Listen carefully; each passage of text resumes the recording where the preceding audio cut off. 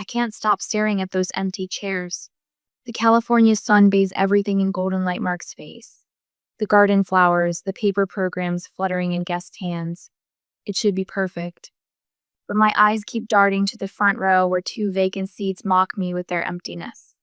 The handwritten reserved for parents of the bride. Signs flutter in the gentle breeze, drawing more attention to their absence than their presence ever could. Mark squeezes my hand, his eyes meeting mine with quiet understanding. He knows. We both do. They're not coming. The officiant's words fade to background noise as my mind spirals back to this morning. I checked my phone for the 100th Timino calls. No texts, no explanation, nothing but silence. The digital invitation showed red 3 weeks ago. The mailed copy had confirmed delivery.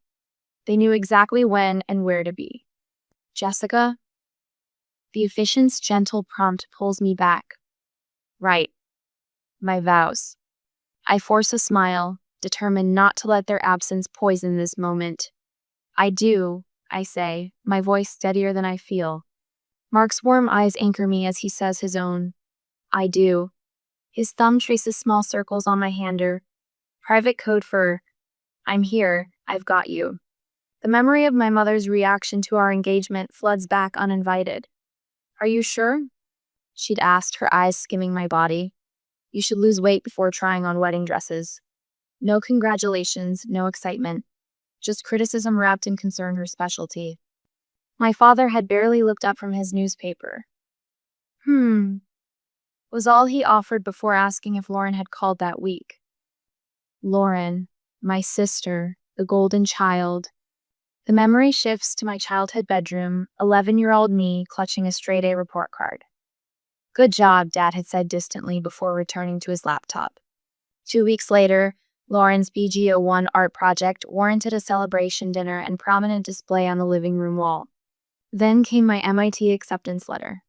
Mom casually placed it on the refrigerator with a fruit-shaped magnet. Mentioned it once to Aunt Susan on the phone. When Lauren got into fashion school 3 years later, they threw a party complete with catered food and hired photographers. The pattern never changed. My senior engineering promotion earned a quick congratulations text. Lauren's first fashion contract? A $15,000 celebration bash with family flying in from across the country. You may kiss the bride. Merck's lips meet mine. And for a moment, I forget about those empty chairs. The small crowd of friends and chosen family applauds. We make our way down the aisle, husband and wife. At the reception, Aunt Susan approaches while Mark gets his drinks. Her eyes hold a mixture of anger and sympathy. They told me they never received a formal invitation, she says, her voice tight. My stomach drops. What? She pulls out her phone, shows me a text from my mother timestamped this morning. So sorry we can't make it to Jessica's wedding. Never got the formal invitation. Send our love.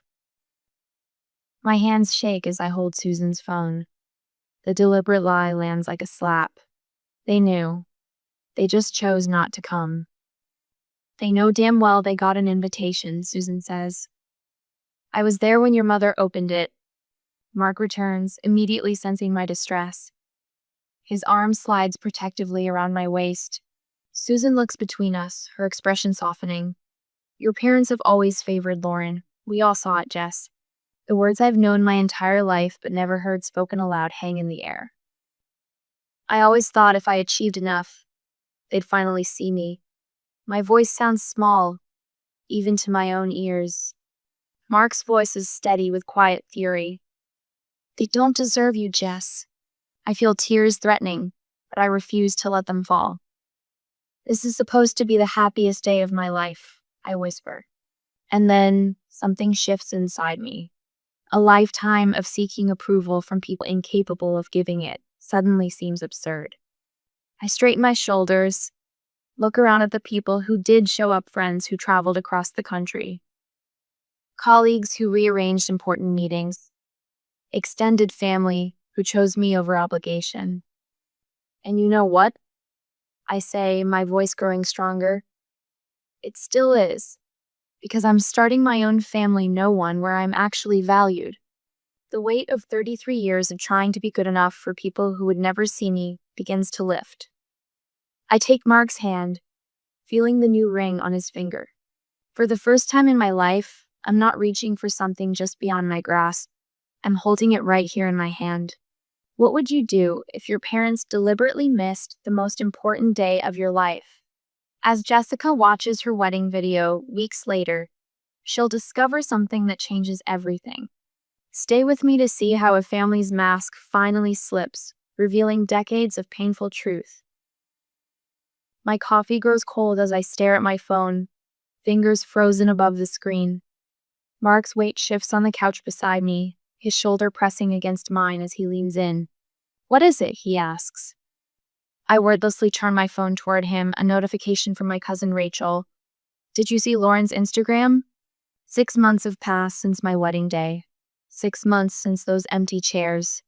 6 months of building a life where I'm more than an afterthought.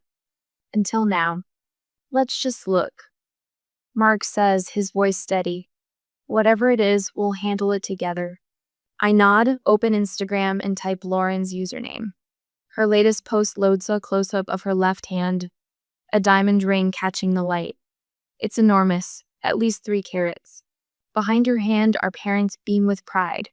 Mom's arm around Lauren's shoulders, Dad's hand clapping her fiancé on the back. The caption hits like a physical blow. "So blessed to have parents who support me unconditionally. 8 months with Ryan and now forever to go." 8 months, Mark says flatly. They've been dating 8 months. I swallow hard. We'd been together 4 years when we got engaged. Mark's jaw tightens. He doesn't need to say what we're both thinking. I scroll down. More photos. Mom and Lauren touring a ballroom with crystal chandeliers. Dad inspecting manicured gardens at what looks like a country club. My mother's Facebook page is next to status update from yesterday. "Just put down a $75,000 deposit on the perfect venue for Lauren's special day. Planning begins now." My throat tightens. They couldn't even show up for my wedding, but they're spending $75,000 on hers? Mark sets his mug down with deliberate care. "After how they treated you, I'm not surprised, but it still makes my blood boil." My phone rings. Aunt Susan's name flashes on the screen. "Jessica," she says when I answer, no preamble. "I want you to know, I'm not attending her wedding." I move to our kitchen for privacy, pressing the phone closer. "What do you mean?" "I mean exactly what I said. If they couldn't show up for their first daughter's wedding, why should I show up for their second daughter's? Susan, and I'm not the only one. Your Uncle Robert, Cousin Elaine, the Miller Snow of us are going." I lean against the counter, suddenly needing the support. "I don't want family to choose sides." "We're not choosing sides," Susan says, her voice firm. "We're acknowledging the truth. What your parents did was unforgivable, and now they're flaunting their favoritism like it's something to be proud of." After we hang up, I stand in the kitchen, my mind racing. Mark appears in the doorway, concern etched across his face. My phone buzzes with a text. "Lauren, why are you turning family against us?" The message is followed by a screenshot of a family group chat. Aunt Ruth asking my mother how she could miss my wedding but spend a fortune on Lauren's. Uncle Robert questioning if they understand what message they're sending. Cousin Elaine stating outright that she won't attend Lauren's wedding out of respect for me. A second text from Lauren follows. "You're ruining what should be the happiest time of my life." My hands tremble, that familiar guilt rising like an old friend. How many times had I stepped back, stayed quiet, made myself smaller to avoid being accused of overshadowing my sister? Mark reads the messages over my shoulder. "She's trying to make you responsible for your parents' actions." I take a deep breath, set my phone down without responding. In my home office, I pull out a leather-bound journal from my desk drawer. Mark gave it to me after the wedding, when I mentioned wanting to process everything that had happened. I've been hesitant to use it, afraid of what would pour out once I started. Now I open to the first blank page and begin writing. Kindergarten graduation. Lauren had a cold, so no one came to see me get my certificate. 8th grade science fair. First place, parents left early for Lauren's dance competition. High school valedictorian speech. They sat in the back, left immediately after. College tuition. Loans for me, fully paid for Lauren. Wedding day. Empty chairs. I write until my hand cramps, until the pattern becomes undeniable on paper. As I close the journal, a photograph slips out me at my MIT graduation, standing alone while nearby families cluster around other graduates, hugging and taking pictures. Mom had taken this photo, then immediately turned to help Lauren find the right lighting for her social media posts about attending her big sister's graduation. I'm done pretending this is normal, I say aloud to the empty room. When I return to the living room, Mark looks up from his laptop.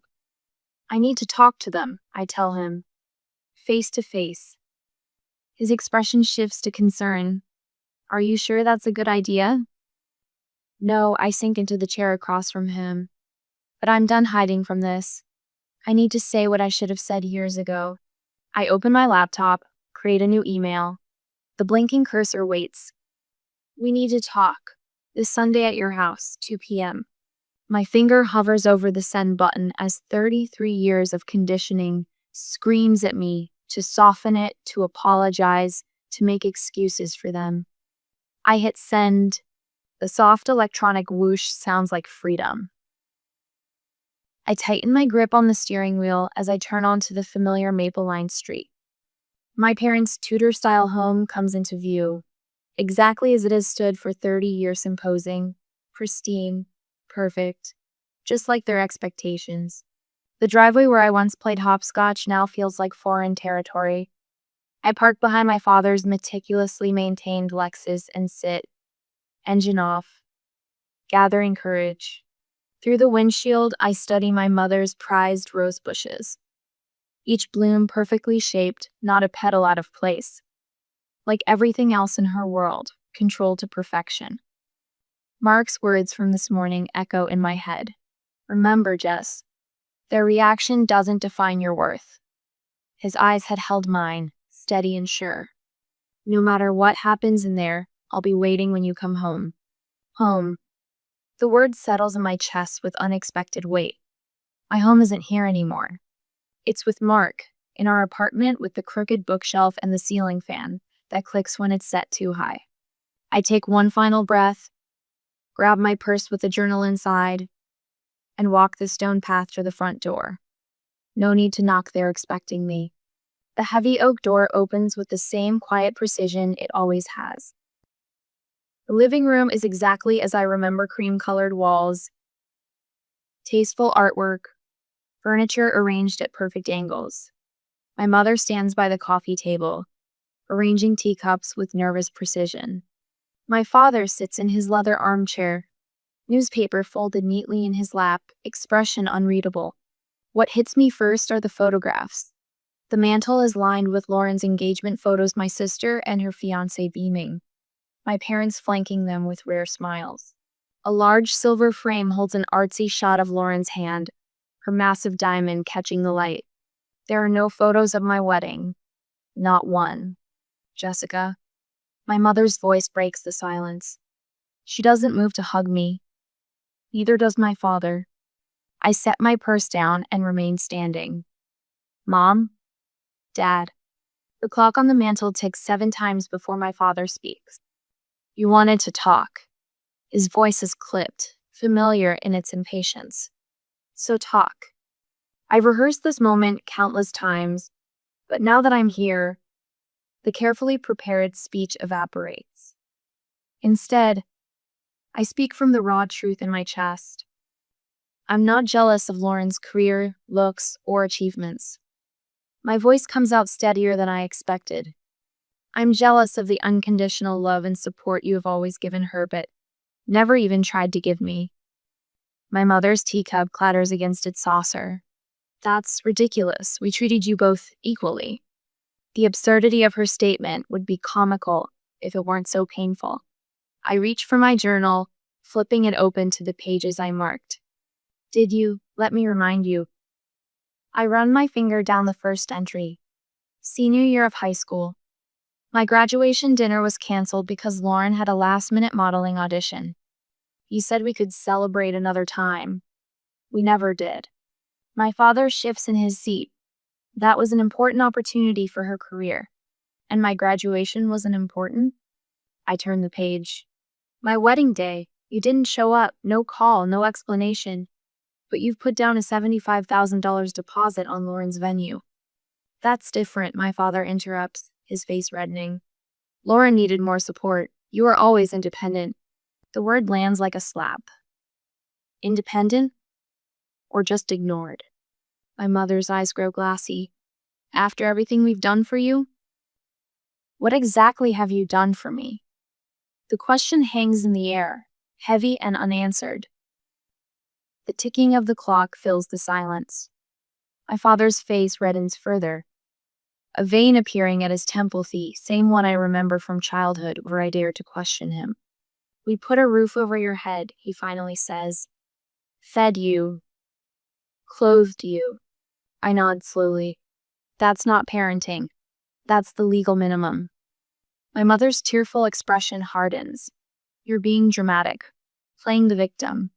Something clicks into place inside me. I'm finally acknowledging I was one. I stand taller, shoulders back. I needed parents who showed up, who celebrated my achievements, who made me feel valued. If you came here just to attack us, my father begins, moving to stand. I came here to give you one chance to acknowledge what you've done. I cut in, to apologize. My parents exchange a glance, that silent communication I've seen thousands of times, the one that always preceded a united front against me. My mother's chin lifts. There's nothing to apologize for. This is all in your head. The last thread of hope I didn't even know I was holding snaps cleanly. In its place comes a calm certainty. Then we have nothing left to discuss. I reach into my purse and pull out a photograph Mark and me on our wedding day. Sunshine gilding our faces, joy radiating between us. I place it on the coffee table. This is what you missed. I won't let you miss any more of my life. My father stands, his height no longer intimidating to me. Don't be dramatic. You can't just cut off your family. I move toward the door, each step lighter than the last. Watch me. The door closes behind me with quiet finality. No slamming, no dramatics needed. The spring air fills my lungs, and for the first time in this house, I feel like I can breathe fully. My phone buzzes with a text from Mark. Whatever happened, I'm proud of you. I slide into my car and look back at the perfect house with its perfect rose bushes. Inside are two people who will never be able to see beyond their own reflection. But I can, and I do. As I drive away, I realize I'm not leaving my family behind. I'm going toward it, the one I've chosen, the one I'm building. The one where love doesn't come with conditions attached. The road ahead stretches clear and open. For the first time in 33 years, so does my future.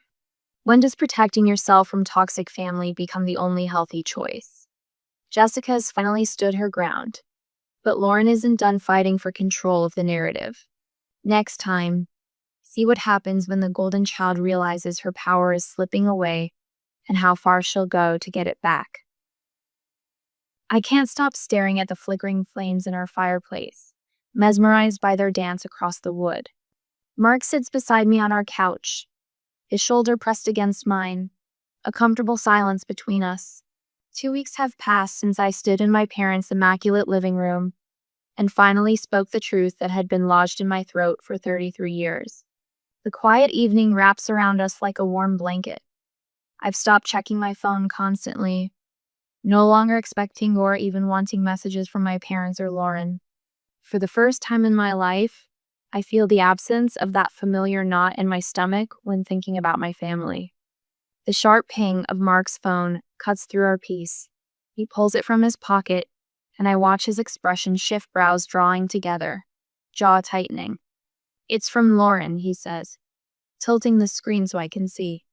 My stomach instantly reknots itself. A long message fills his screen, and my sister's name at the top feels like an intrusion into our sanctuary. Mark's voice remains steady as he reads aloud. As Jessica's sister and someone who deeply cares about her family, I feel obligated to reach out. He pauses, glancing at me before continuing. Family dynamics are complex. and someone as sensitive as Jessica may not fully grasp the bigger picture. My hands begin to tremble, not with anxiety, but with anger. The audacity of her words, the calculated manipulation wrapped in false concern is so transparent it's almost laughable. Mark continues reading. Maintaining a good relationship with a successful family like ours could be beneficial for your future. She's trying to turn you against me, I say, my voice sharper than intended. The realization is like a splash of cold water. Of course, Lauren wouldn't confront me directly. She's going after Mark, trying to isolate me by attacking my strongest relationship. Mark sets his phone on the coffee table and takes my hands in his. She clearly doesn't know me very well if she thought this would work. His eyes, warm and steady, meet mine. Want to craft a response together? I nod, grateful for his immediate alliance. No questioning, no doubt, just unwavering support. Mark picks up his phone again, and we huddle together over the screen. His fingers hover above the keyboard as we discuss each sentence, each word. This isn't just a reply. It's a declaration of where we stand. How about this? Mark begins typing deliberately. Thank you for your concern about Jessica's well-being. As her husband, I focus on supporting her happiness, not managing her behavior. If you have concerns, please direct them to Jessica directly. Have a nice day. I watch the words appear over his shoulder, a smile forming on my lips. It's perfect, I say. Short, respectful, and completely shuts her down. Mark's finger hovers over the send button. He looks at me, one eyebrow raised in question. I nod, and he presses send. The response comes almost instantly, as if Lauren had been staring at her phone, waiting. Mark reads her reply aloud. I see she's poisoned you against the family too. Don't say I didn't try to help when this all blows up in your faces. Mark's surprised laugh fills our living room. Wow, she really showed her true colors fast. This is who she's always been. I say quietly.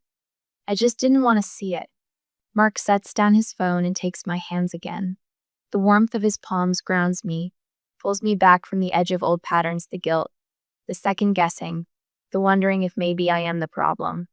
You know what this means, right? He says. You made the right decision. The realization washes over me like a wave.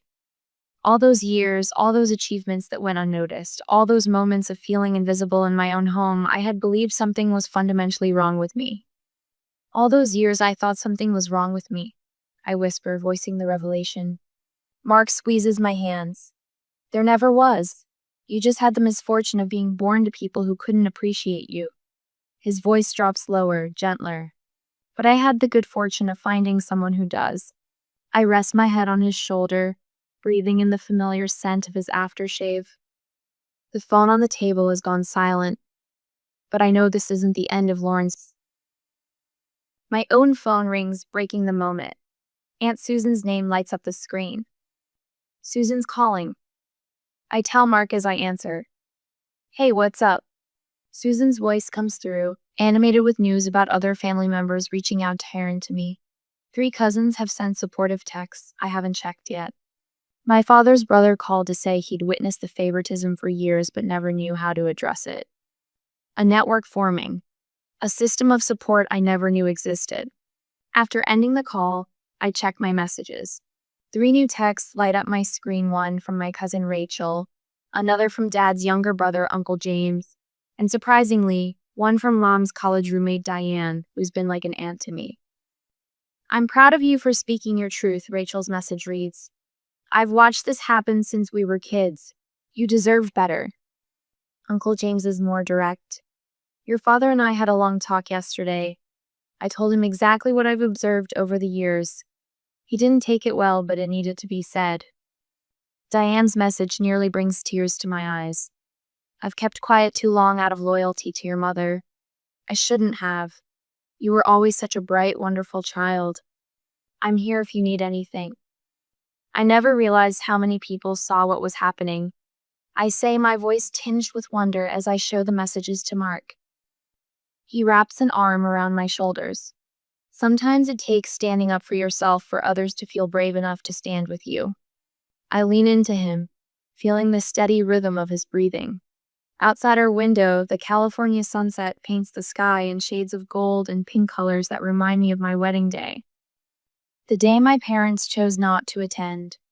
The day that should have broken me but instead began to set me free. For the first time, I feel no ache when thinking of those empty chairs. What happens when the golden child's manipulation fails and the family facade begins to crumble? Lauren and her parents are about to discover that their carefully constructed image isn't as solid as they thought. In our next chapter, watch as Jessica finds her voice and a whole new definition of family. What would you do if you were Jessica? Share your thoughts in the comments. I can't stop staring at the empty chairs in Lauren's bridal shower photos. More wine? Mark asks, peering at my shoulder with the bottle. Our dining room hums with conversation as friends and family mingle around us. 3 months have passed since I walked out of my parents' house, and tonight our home feels like exactly what it is, a sanctuary built on genuine connection. Yes, please. I tear my eyes away from Susan's phone screen where Lauren's bridal shower is on full display. The image is picture perfect. Elegant floral arrangements, champagne flutes, expensive catering. But what catches my eye are the gaps, conspicuous empty spaces around a table meant to seat 30. Susan follows my gaze, her mouth twisting knowingly. The official excuse was food poisoning for half the family. Simultaneously, Rachel, my cousin, leans in.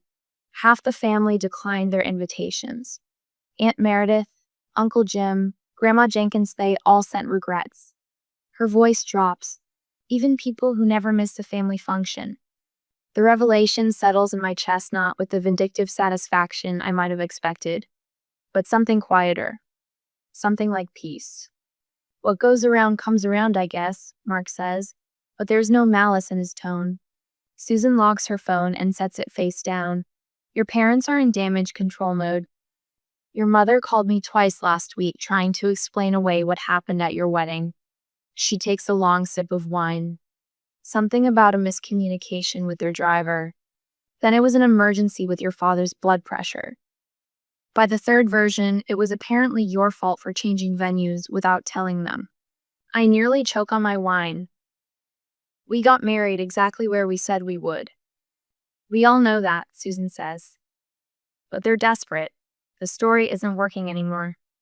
The golden hour sun streams through our windows, catching the edges of photo frames on our mantle snapshots of our wedding, our friends, our chosen family. Not a single photo of my parents or Lauren. Grandma finally spoke up, Rachel adds, her voice carrying a note of awe. At the last family dinner, when your mom tried to explain your misunderstanding, Grandma just said, I've watched how you've treated that girl for 30 years, Catherine. Don't insult my intelligence now. The image of my grandmother, always quiet, always proper, standing up to my mother, sends a warm current through me. They can't understand why everyone is suddenly turning against them, Susan says, shaking her head. I trace the rim of my glass with my fingertip. It's not sudden, it's just finally visible. Later, after dinner plates have been cleared and coffee served, conversation turns to Lauren's wedding plans. The $75,000 venue now seems like a desperate attempt to fill space with opulence. Her latest posts are getting frantic, Rachel says, scrolling through her phone. She's offering +1s to distant cousins who already declined, even bribing people with upgraded accommodations. What do her posts say? Mark asks, genuinely curious. Rachel clears her throat dramatically. So disappointed by so-called family who are letting petty jealousy ruin what should be the happiest day of my life. True colors always show eventually. I feel nothing but a distant pity. The sister who once held such power over my emotional state now seems small and transparent. Living well really is the best revenge, Mark says, his arm warm around my shoulders. I lean into him. It's not even revenge. That would mean I still care enough to want to hurt them. The next morning finds me in our small garden. The spring air carries the scent of damp earth as I dig holes for the seedlings lined up in their plastic trays. Back in Connecticut, My mother tends her prized rose bushes with surgical precision, beautiful but cold, every thorn carefully maintained. My plants are different. Wildflowers, herbs, vegetables all mingled together in cheerful disorder. I paused to wipe soil from my hands, glancing at my therapy journal resting on the nearby bench. Its pages chart my journey, not in the careful penmanship of my childhood journals, but in messy, honest scrawls of breakthrough and growth. My phone buzzes. A text from my cousin Emma, barely 20 and struggling with her own overbearing parents. Can I call you for advice? Mom's being impossible about my apartment search. I send back an immediate yes. A year ago, I would have hesitated, afraid of becoming entangled in family drama. Now I understand sometimes the strongest people need permission to stand in their truth. When my phone buzzes again, it's Rachel sending Lauren's wedding photos from yesterday. The exclusive venue looks cavernous around the small cluster of guests. My parents stand rigidly in formal attire, their smiles fixed like porcelain masks, the kind of smiles that have graced 1,000 family photos, hiding 1,000 uncomfortable truths. I look at them for exactly 30 seconds before putting my phone away. Their problems aren't mine anymore, and that feels wonderful. What about this one? Mark asks, pulling up a listing on his tablet. We're curled on our couch planning our first anniversary celebration, but the conversation has drifted to houses. Houses with extra bedrooms. Houses with yards bigger than our current postage stamp garden. I like the oak tree in the backyard, I say, studying the photos. It looks established, like it has deep roots. Like us, he says simply. Around us, our apartment glows with the warm light of evening. Photos of our actual family, the people who show up, who celebrate genuinely, who love without conditions line our walls. Susan and her partner, Rachel and her children, friends who traveled across the country for our wedding, colleagues who've become like siblings. For the first time in my life, I'm not reaching for something just beyond my grasp. I'm holding it right here in my hands. What does true freedom from toxic family actually look like? As I build this new life free from manipulation and comparison, I'm discovering my peace isn't forgiveness or reconciliation, it's indifference. The quiet power of no longer needing them to see my worth. I slip my hand into Mark's. I think that house might be the one. We both know we're talking about more than real estate. I stand by our living room window, watching golden California lights spill across our garden. The view still catches me off guard sometimes, this beautiful home that Mark and I chose together, with its warm wood floors and windows that invite sunshine to dance across the walls. 1 year after that confrontation in my parents' living room, 1 year of breathing freely, I glanced down at the plastic stick in my hand, the 2 pink lines unmistakable. My hand instinctively moves to my still flat stomach, and for a moment, old fears rush in. Will I be like them? Will I somehow fail my child the way they failed me? But the panic subsides as quickly as it rose. I catch my reflection in the window glass, seeing not uncertainty but quiet determination in my eyes. I used to worry I'd be like my parents. I whisper to my reflection, to the life growing inside me. Now I know exactly what kind of parent I won't be. Mark's arms slide around my waist, his chin resting on my shoulder as he looks at the test in my hand. Are you ready to tell everyone? He asks, his voice warm against my ear. I nod, turning in his embrace. More than ready. Aunt Susan's laugh carries across our backyard as she pulls a tray of my grandmother's cinnamon rolls from the oven. The familiar scent fills our kitchen, not perfectly executed like my mother's precise baking, but comfortingly imperfect, with slightly uneven frosting and an extra dash of cinnamon. Your grandmother would be so proud, Susan says, setting the tray on our table. Not just of these, she gestures to the rolls, but of you, Jessica.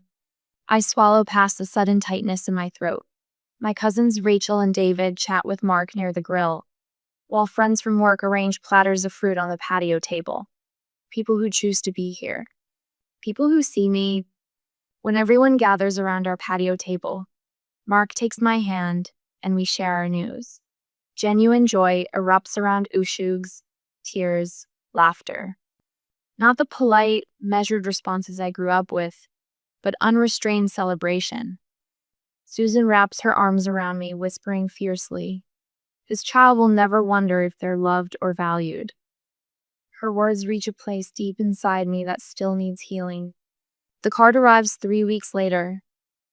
I recognize my mother's handwriting, immediately the perfect, measured cursive that once sent my heart racing with anxiety. Today, I simply turn the envelope over in my hands, feeling nothing but calm curiosity. Mark pauses at the kitchen doorway, watching me. "You okay?" I nod, surprising myself with how true it is. "Completely fine." The cream-colored envelope opens with a clean tear. Inside, a check with too many zeros and a card with formal congratulations on the pregnancy news. The message is typed, not handwritten. "Congratulations on your wonderful news," as if written to distant acquaintances. No mention of our confrontation, no acknowledgement of their absence from our lives.